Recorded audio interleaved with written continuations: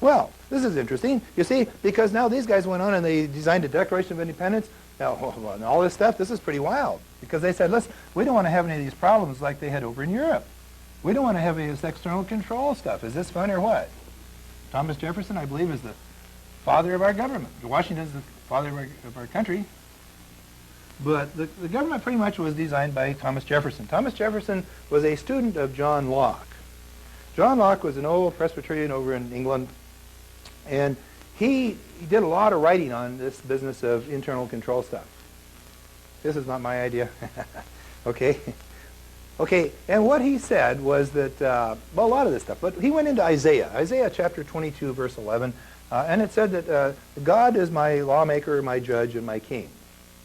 And he says, what Oliver Cromwell had done back in 1640, remember when he took over and cut off the king's head, Charles I, who was James's son, because he wouldn't give up this divine right of kings thing. There wasn't any divine right after he cut his head off. His blood was red, it wasn't blue, and it flowed like everybody's. And nobody came up with this idea of divine right of kings again. That was strictly hogwash that the Stuart kings came up with. You see? But he was executed, the first king in history was ever executed for violating the law. He had violated the Magna Carta. He'd confiscated the noble's property without a jury trial. He'd started what was called a Star Chamber Court, and he had regents and chancellors that he named and so forth. It was sort of like a tax court today. No jury. If you accept that, you've accepted America too. You guys are accepting it every day. See, we're talking about where the cheese really binds here in our next hour, how all this comes together. You see, because there's this big dichotomy going on, two countries running simultaneously in the same place at the same time. Oh boy. And the boys have a problem because they can't implement the external control as long as you know that there's internal control. Oh, you can really make them upset. Okay, now, you can spoil their day. Okay, now, okay, see, where were we? Oh yes, Thomas Jefferson. Okay, so along comes Locke, and he reads in Isaiah that God is my judge, my lawgiver, my king. And he says, because what Oliver Cromwell had done is he said, what you need now are to run along with the king are two houses of parliament. See, and so he was close, but it collapsed. See, and so along come these guys 100 years later now, and they've got Cromwell to look at. George Washington's idea of beating the government army, of beating the British army, was not new because Oliver Cromwell had done it in 1640. You see, Oliver Cromwell had been the leader of Parliament. And the king disbanded Parliament. He says, we don't want Parliament. We don't want all this Magna Carta. He disbanded Parliament, you see. And so Parliament went to war with the king. Isn't this interesting? 1640. It was the British Civil War. And Parliament won. After all these years, it took about 7 years, after Oliver Cromwell got involved, the British Army never won another battle. He'd never been in the military. He was 40 years old when he started, and he never lost a battle. He never retreated a foot. To read Oliver Cromwell's history is absolutely staggering. He did the totally impossible thing. He beat the king and cut his head off. So Washington, these guys says, well, hey, that's been done before. You know, this is no big deal. Besides, we're 3,000 miles away. See? But what Cromwell did is he set up the two houses of Parliament with the king. Okay. Now, and he didn't have a king. He has what was called a protector. He started a title charged to protector. We'll come back to that in English law because there's a protector involved in trust. So we're going to be talking about trust our third hour. And you want your trust under English law to have and English law is the basis, by the way, for United States law because it's based upon the Magna Carta, which the Constitution is also. Okay, but anyway, so along comes Thomas Jefferson reading John Locke, and he says what we need are three houses, no king and three houses. You see, the executive, legislative, and judicial. Isn't that interesting? Because this all comes out of the Bible. See all this stuff? That's why they couldn't read the Bible? All this power right in one book. It's incredible, right? And so they said, okay, what we'll do is we'll come up with a Declaration of Independence. And the Declaration of Independence says we're endowed by our Creator with these unalienable rights of life, liberty, and property, and they're given to us, okay, the people, and then the government is instituted among men to secure these rights. Isn't that interesting?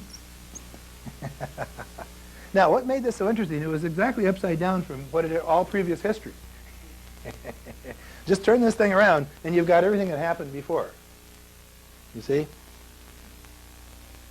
You've got the government telling the people what to do. The rights are somewhere down below. They don't even have any, and the Creator, well, that was something they could pick or choose from, but it didn't have any effect on government. You see the difference? Now, it says there's a natural law. Jefferson in the Declaration talks about a natural law of man. which by birth he has rights to life, liberty, and property, and the governments don't even have anything to do with it. Matter of fact, governments are there just simply to secure it. Nothing happens to this guy and his property. Well, that's a pretty good purpose for government, isn't it? Too bad it changed in 1913, isn't it? Look at the progress that that concept created. It was incredible, you see. So in 1775, we had a war. Okay, in 1776, we have a Declaration of Independence. Okay, in 1787, we have a Constitution. The Constitution simply put the Declaration of Independence into legal form. It was not a popular document because it didn't limit government. So in 1791, we had the Bill of Rights, which limited governments. The first amendment, the first 10 amendments, the first one says that government shall make no law establishing religion or regulating anything thereof. Okay, it can't even regulate a church. Okay, and the Second Amendment says the government can't take away our guns, because what do we protect ourselves against? Government. Smoke the guy off the front porch, he doesn't take your property. It's very simple. They can't get the property, they'll get the guns. A lot of truth to that. That's why the big emphasis to register your guns, because that's the next step to getting the property. All right, then you've got, this comes along, and in 1791, unfortunately, they also started a bank. Two-thirds of it were the Rothschild Bank of England loaning money to the colonies because they were so happy with these colonies having defeated the British Army and everything. But you see, there's only two dangers that you have to your property. One is an army and one is a bank. The only way you can lose your property is war or debt. Isn't that interesting? Otherwise, you're securing your property, aren't you? Okay, the government was to make sure that the war and the bank both couldn't take our property. That was the function of government. Oh, boy. Well, in 1791, they went ahead with the bank, but Jefferson didn't like this bank, and he introduced a clause where it had to be renewed in 20 years. So in 1811, the charter for the bank was renewed, or it was up for renewal, and his disciple, James Madison, said, no, we don't want this bank, and they canceled the bank. They actually canceled a central bank. Nobody had ever done that before. Just said, no, we don't want it. Isn't that interesting? Let's see now. What happened in 1812? Oh, yes. The Army came back. What a surprise. The Army came back, yes. Okay. What do you know? What do you know? The Army came back and we had a war. The war was over in 1815 because in 1816 they started another bank. Is that clear?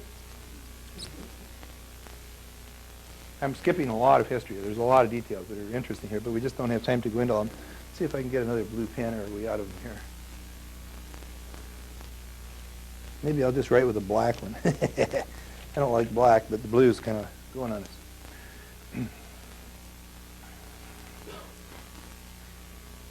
Well, Jackson is so angry, General Jackson, who defeated the British in New Orleans, he is so angry about this.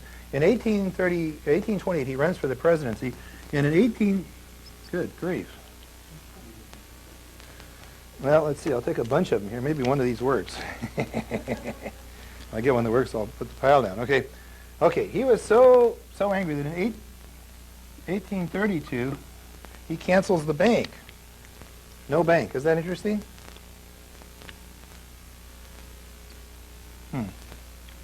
Well, it takes care of that one, those two. Okay, stay tuned. The suspense is incredible. Okay, no bank. Okay. All right. Is there a drugstore in the area? Okay, now. Okay, so, but then we had another war in 1860. Isn't this interesting? 1860 war. You say, well, what does that mean? Well, notice that there is a history. We're taught that there's no pattern to history. It's just random events. Well, let's take a look at these random events. What did they lead up to? Well, it says that there was a bank, no bank war, bank, no bank war. All the banks were British, all the armies were British. Got the picture? What a coincidence. What a shock. We go to school and we get all confused thinking that England and France are some of our enemies, and Britain's always coming to our aid, all this nonsense. See, history is to cover this up. Adjustment is when you don't know what happened. In the Civil War, that was an interesting picture because you had basically the bank, which is the city, the 13 blocks downtown London, which is called the city. It's still called the city. It's a code name. Any bank with the name city in it is a Rothschild bank. Isn't that interesting? So Citibank, Citicorp, City Land, all these things. It's a little code name, so you can understand it. So the bank has an inside. Okay, what they did in the Civil War was they controlled 5 different countries. They controlled Germany. Okay, they controlled England. They controlled France through Napoleon, and we don't have time to go into all that. The Napoleonic Wars are real interesting. Italy and Austria, okay? The banks were in all of these places. Matter of fact, if you see Germany is here, England's over here, Paris is down here, Italy's over here, Austria's over here. If you draw a lines to all of the central banks in Europe, it forms a red star. Go home on your European map and draw it. It's real interesting. Okay? All right. Just a little coincidence, I'm sure.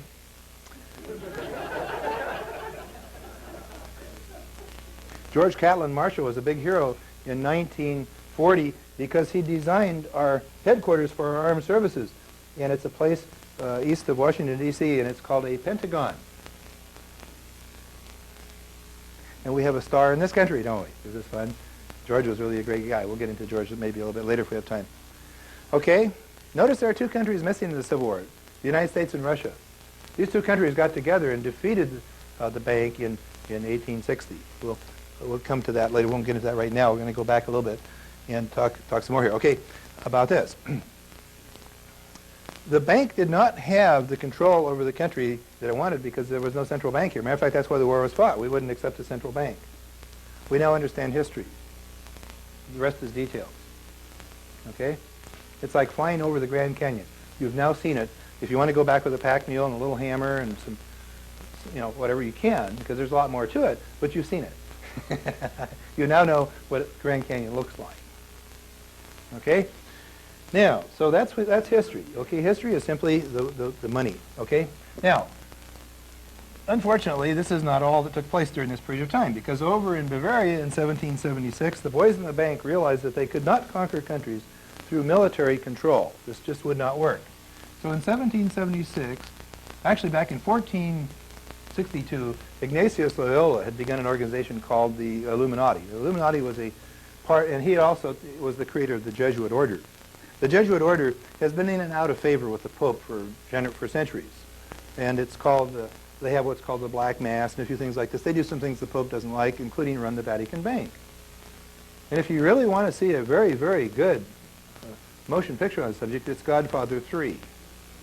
Because it talks about when the Vatican Bank needs money, it goes to the mob.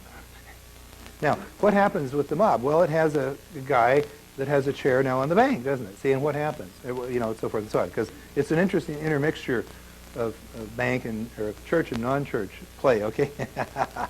And by the way, there was a fellow came over by the name of Giannini, A.P. Giannini, back around the turn of the century, and he started a bank over here. Does anybody know what the name of the bank was? Bank of Italy.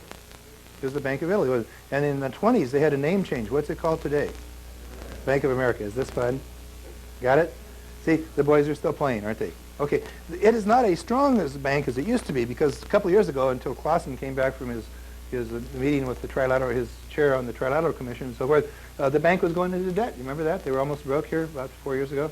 And now they're back on the track, okay? It seems that the Federal Reserve Bank can get guarantees from the government on its loan to foreign governments, and the Bank of America couldn't. There was something going on. Clausen comes back, and now Bank of America, our government will guarantee their loans. See? It's under new management. Okay? So now we understand banking, we understand wars. So hey, we're making some progress, serious progress. All right, we had an organization here. They infiltrated this Illuminati in 11. This was your bank guys, and they created a fellow named Adam Weishaupt here, and they put it under basically the control of the bank. They went ahead and infiltrated the Masonic order in Paris, the Grand Orient Lodge, and so forth. They tried to infiltrate the Scottish Rite movement in England, and there was a fellow by the name of John Robeson who was so upset with this, he wrote a book called Proofs of a Conspiracy and blew the Illuminati away. He was the top Scottish Rite master in England at the time, and he wrote a book, just an excellent book. And if you have time for all these books, that's fine. It took me 10 years to read them all, but I'm sure glad I did.